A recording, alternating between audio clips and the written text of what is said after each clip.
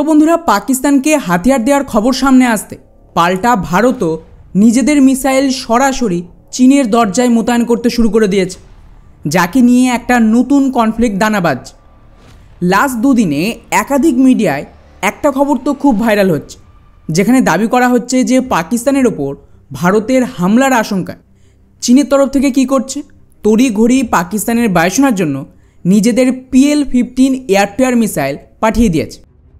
এই মিসাইলের বিশেষত্ব হলো এটা চীনের সবচেয়ে best air two air missile এবং এটা লং রেঞ্জে। আমি ডিটেলসে যাব না যে এই মিসাইল কতটা শক্তিশালী, এটা আদৌ ভারতের জন্য থ্রেট কিনা, আর সত্যিই চীন এই মিসাইল পাকিস্তানে পাঠিয়েছে নাকি তুর্কির মতন এটাকে নিয়েও পাকিস্তানের মিডিয়া ফেক প্রোপাগান্ডা চালাচ্ছে। কিন্তু হ্যাঁ, একটা বিষয় তো মানতেই হবে যে পাকিস্তানের একমাত্র হাতিয়ার সাপ্লায়ার চায়না। তো এই ধরনের কনফ্লিক্টে বাই ডিফল্ট চীনকে পাকিস্তানের জন্য সমস্ত প্রয়োজনীয় হাতিয়ার পাঠাতেই হবে। তো এটাকে কাউন্টার করতে ভারত নিজেদের ব্রহ্মাস্ত্র ব্যবহার শুরু করে দিয়েছে। আজ সকালের দিকেই একটা খবর এসেছে, যেখানে ভারতীয় বায়ুসেনার একটা AL-76 বিমান ভারত থেকে টেক অফ করে চীনের প্রতিবেশী দেশ ফিলিপিন্সে ল্যান্ড করেছে। এখন স্বাভাবিকভাবেই ভারত ফিলিপিন্সের মধ্যে এই মুহূর্তে কোনো যুদ্ধাভ্যাস হচ্ছে না যে ভারতীয় মিলিটারি বিমান ফিলিপিন্সে যাবে। তো স্বাভাবিকভাবেই যেহেতু এটা বায়ুসেনার একটা ট্রান্সপোর্ট বিমান, তো ডেফিনেটলি এই বিমানে করে কিছু না কিছু হাতিয়ার ভারতীয় বায়ুসেনা ক্যারি করেছে। আর খুব সম্ভবত যেহেতু ওখানে অলরেডি ফিলিপিন্স আর চায়নার মধ্যে একটা আলাদা বিবাদের পরিস্থিতি রয়েছে, তো ভারত এই বিমানে করে ব্রহ্মসের অতিরিক্ত মিসাইল আর লঞ্চারের ডেলিভারি দিতে পারে। মেবি এটা এখন প্রাইভেট রাখা হচ্ছে। অবশ্য আমি জানি না যে আমার ভিডিও আপলোড করার পর ভারত সরকারের তরফ থেকে এটাকে নিয়ে কোনো রকম অফিসিয়াল ডিক্লারেশন দেবে কিনা। তবে ডিফেন্স রিসার্চ উইং সহ একাধিক ডিফেন্স সাইট এমনটা রিপোর্ট করছে যে এই বিমানে করে ভারত অতিরিক্ত ব্রহ্মস মিসাইলের ডেলিভারি দিয়েছে ফিলিপিন্সকে। এখন স্বাভাবিকভাবেই ওরা ভারত থেকে ব্রহ্মস কিনেছে, তো ডেলিভারি দেবে, এটা স্বাভাবিক। কিন্তু এর টাইমিংটা খুবই গুরুত্বপূর্ণ। যে মুহূর্তে পাকিস্তানের সাথে কনফ্লিক্ট শুরু হয়েছে, ঠিক এমন সময় ফিলিপিন্সে মিসাইল ডেলিভারি ক্লিয়ারলি ইন্ডিকেশন দিচ্ছে এটা নর্মাল না, বরং চীনকে একটা মেসেজ দিতেই এটা করা হয়েছে।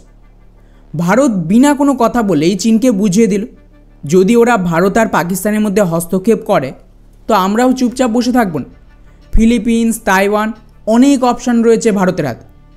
তো পাল্টা ভারত যদি নিজেদের মিসাইল আর বাকি হাতিয়ার এই দেশগুলিকে দিতে শুরু করে, তখন চায়না কাকে ছেড়ে কাকে ঠেকাবে? আর এখানে শেষ না, চীনের নিজস্ব media south China morning post নিজেরাই রিপোর্ট সামনে এনেছে, যার মতে এই মুহূর্তে ভারত আর পাকিস্তানের মধ্যে এই যে কনফ্লিক্ট হবে, এটা অ্যাকচুয়ালি ভারত আর পশ্চিমা দেশ বনাম চীন আর পাকিস্তান।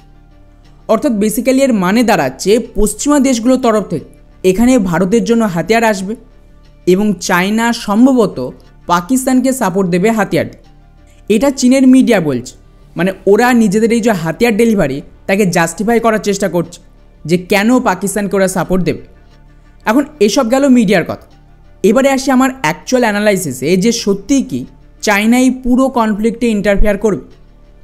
ওয়েল দেখুন, আমি শুরু থেকেই কিন্তু এটা বলে আসছি যে এই অ্যাটাক যেটা হয়েছে এর পেছনে কিন্তু চায়নার কোনো রকম হাত নেই।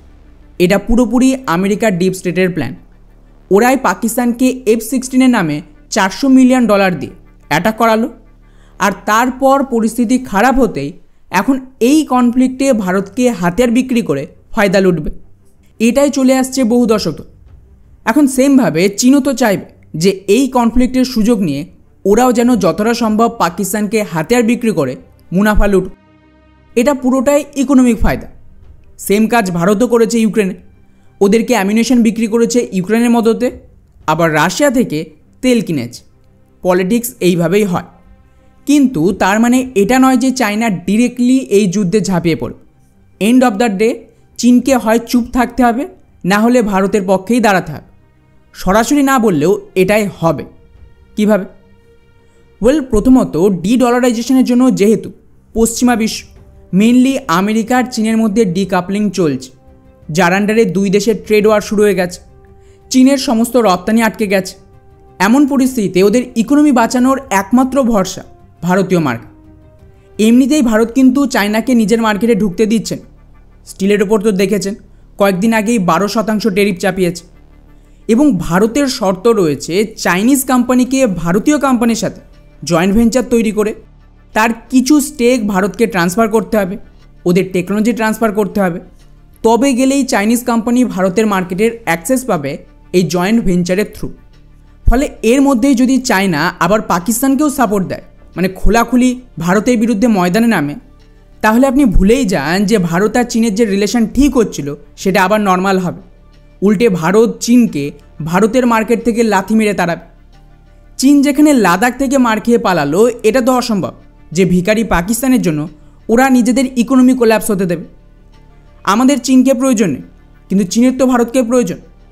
আর সবচেয়ে মজার ব্যাপার দেখুন, এই কনফ্লিক্টে লড়াই করার জন্য পাকিস্তান চায়নার কাছে $1.5 বিলিয়ন লোন চেয়েছে।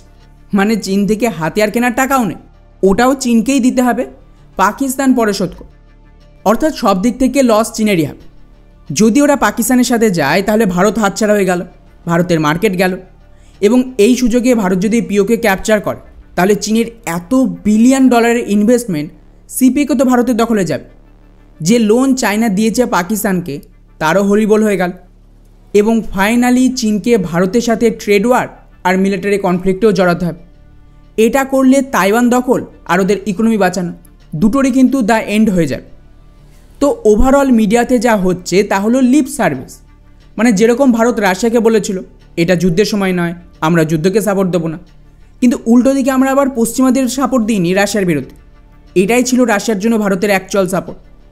সেমভাবে চায়না এখানে শান্তির কথা বলবে, একটু একটু অ্যামিউনেশন যাবে পাকিস্তানে, এবং খুব বেশি হলে ইউএনএ ভোটিং করবে বা অ্যাবস্টেন করবে।